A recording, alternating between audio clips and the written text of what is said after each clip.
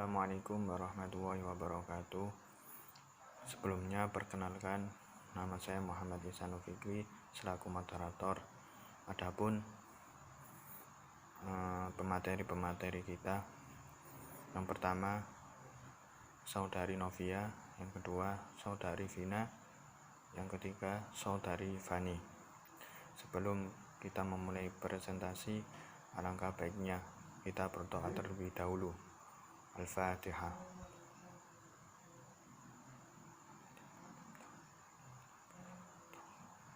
Amin, amin. Monggo yang bertugas presentasi dipersilahkan. Assalamualaikum warahmatullahi wabarakatuh. Perkenalkan, nama saya Novia Dina Khairu Ayunin dari kelompok 6. Di sini saya akan menerangkan materi tentang pengertian bahasa baku. Namun, sebelum saya membahas materi tersebut, saya akan menjelaskan apa itu pembakuan bahasa. Jadi, pembakuan bahasa adalah proses pemilihan suatu ragam bahasa untuk dijadikan bahasa baku atau resmi, serta usaha pembinaan dan pengembangan yang bisa dilakukan terus-menerus. Pada intinya, pembakuan bahasa adalah proses pemilihan salah satu ragam bahasa yang menjadi bahasa resmi sebagai tolak ukur penggunaan bahasa yang baik dan benar. Dan untuk selanjutnya, barulah saya akan menerangkan materi tentang apa itu pengertian bahasa baku. Bahasa baku adalah salah satu ragam bahasa yang dijadikan pokok, yang diajukan dasar ukuran atau yang dijadikan standar. Ragam bahasa ini lazim atau biasa digunakan dalam 1. Komunikasi resmi. 2. Wacana teknis seperti dalam laporan resmi, keterangan ilmiah, dan sebagainya. 3. Pembicaraan di depan umum, seperti pidato, ceramah, dan lain-lain. Tapi sekarang pidato dan ceramah juga banyak yang memakai bahasa tidak baku. 4. Pembicaraan dengan orang yang dihormati. Baik, mungkin sekian penjelasan dari saya. Untuk penjelasan materi selanjutnya akan diteruskan oleh rekan saya. Terima kasih. Jika dalam bahasa tidak baku melipat gandakan tidak digabung. 4. Penggunaan lafal baku dalam ragam lisan. Hingga saat ini, lafal yang benar atau baku dalam bahasa Indonesia belum pernah ditetapkan.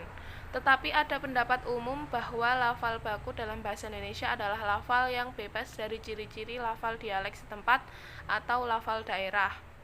Misalnya, dalam bahasa baku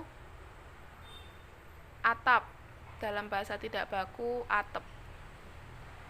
Dalam bahasa baku Senin, dalam bahasa tidak baku penulisannya adalah Senen. Nomor 5, penggunaan kalimat secara efektif.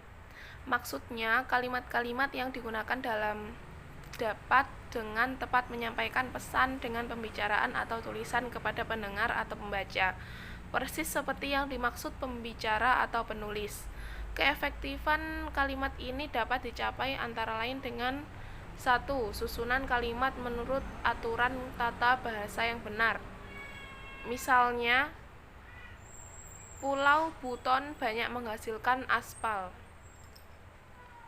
Jika dalam bahasa tidak baku, yaitu di Pulau Buton banyak menghasilkan aspal.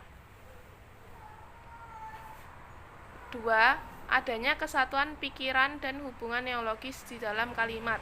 Misalnya, dalam bahasa baku, dia datang ketika kami sedang makan. Dalam bahasa tidak baku, ketika kami sedang makan, dia datang. Nomor 3, penggunaan kata secara tepat dan efisien.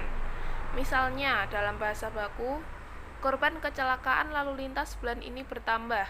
Dalam bahasa tidak baku, korban kecelakaan bulan ini naik. Nomor 4, penggunaan variasi kalimat atau pemberian tekanan pada unsur kalimat yang ingin ditonjolkan. Misalnya, dalam kalimat biasa, Dia pergi dengan diam-diam. Dalam kalimat bertekanan, pergilah dia dengan diam-diam.